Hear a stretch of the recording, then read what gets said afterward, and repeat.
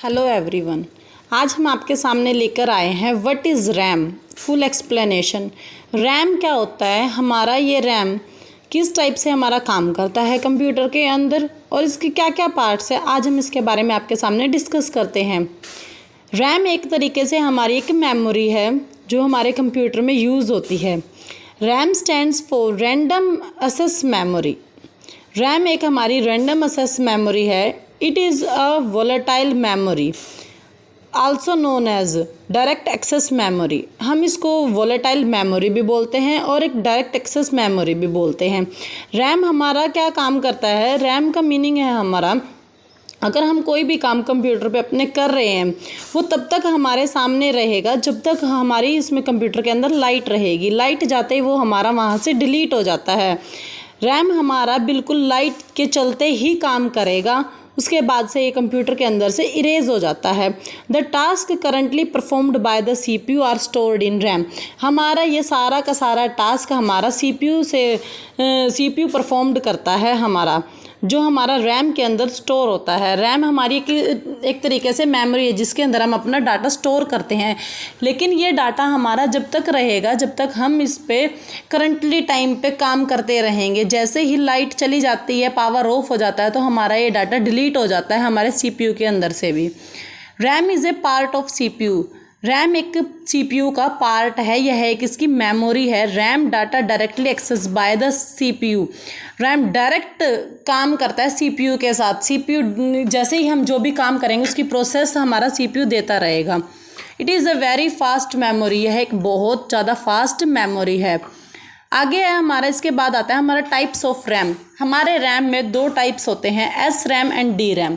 अगर मान लो हमने कोई भी डाटा अपना स्टोर करना हो, उसके लिए हमें वैसे भी स्पेस चाहिए होता है। अगर हम मान लो कोई आपको एग्जांपल देते हैं कि आपको एक रूम है, उसके अंदर आपने सामान रखना है, लेकिन आप सामान तब रखोगे ना जब उसके अंदर कोई स्पेस होगा। अगर उसके अंदर पहले से ही सामान है तो हम रख नहीं पाएंगे, मेमोरी अपनी फुल होती है।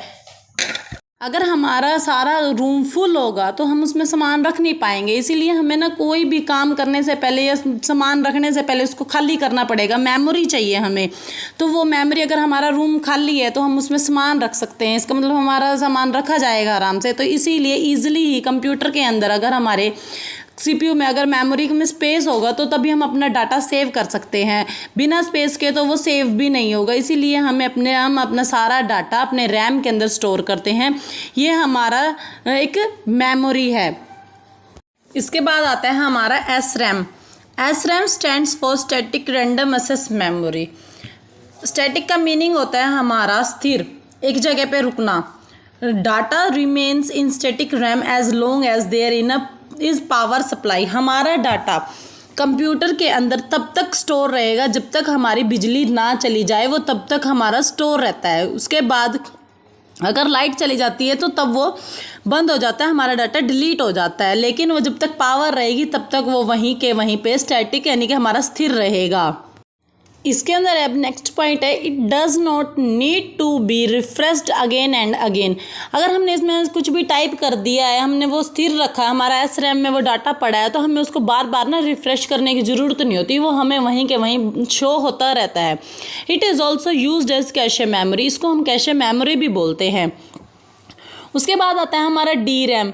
डी रैम क्या होता है, हमारा D RAM stands for dynamic random access memory. Dynamic का मीनिंग होता है हमारा चलते रहना, प्रोसेसिंग चलती रहती है, चलता रहेगा, जो भी काम होगा हमारा वो एक जगह स्थिर नहीं रहता, वो बदलता रहता है, उसको हम ना डायनेमिक बोलते हैं। Data can be stored in D RAM only when it is refreshed frequently. अगर हम अपना कोई भी डाटा स्टोर करते हैं या कुछ भी होता है हमारा डाटा हमारे कंप्यूटर के अंदर, अगर हम उसको बार बार रिफ़्रेश करेंगे तो हमें वो चेंज होता दिखाई देगा, नहीं तो हमें वो पुराना ही शो होता रहता है। अब आपके सामने यहाँ दिखाया गया है कंप्यूटर मॉनिटर दिखाया गया है कि हमारा दिखाया गया है CPU में एक हमारा एस रैम और एक हमारा डी रैम। एस रैम क्या होता है, जैसे हमने एस रैम का सिस्टम रहेगा हमारा, अगर हमने कोई भी PPT हमने प्रेजेंटेशन देनी है, हम वो डायरेक्ट उसको कंप्यूटर पे चलाते हैं। जब हम उसको प्रेजेंट करते हैं तब वो हमारे बिल्कुल सामने होती है, हमें उसको बार बार रिफ़्रेश करने की ज़रूरत होती ही नहीं है, वो यूँ की यूँ दिखाई देती है। वो हमें बार बार हमें खुद ही चेंज करनी पड़ती है, वो इससे पहले वो चेंज नहीं होती। उसके बाद आता है हमारा डी रैम। डी रैम का मीनिंग क्या होता है, अगर मान लो हमने कोई भी लाइव क्रिकेट स्कोर देखना है, अगर हम उसको वो सर्च करते हैं, हम क्रिकेट स्कोर देखते हैं, तब वो हमारा जो अभी हमारे रन बने हुए होते हैं, जितने भी बॉल्स है, जो भी हमारा डाटा दिखाई देता है हमें, वो एक बार शो होता है। लेकिन अगर हम उसको रिफ़्रेश करके नहीं देखेंगे दोबारा, तो हमें वो पुराना डाटा ही शो होता रहता है। तो अगर हमें नया डाटा देखना है तो उसको हम बार बार रिफ़्रेश करते हैं, वो हमारी डायनेमिक मेमोरी होती है, उसको हम डी रैम बोलते हैं। इसीलिए इसमें एस रैम और डी रैम में ये अंतर है।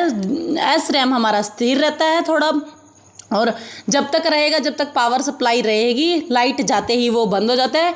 और डी रैम हमारा क्या होता है, डी रैम में हमारा होता है हम कोई भी चीज़ को रिफ़्रेश कर करके उसके अगेन नया डाटा देखते रहते हैं। Thank you.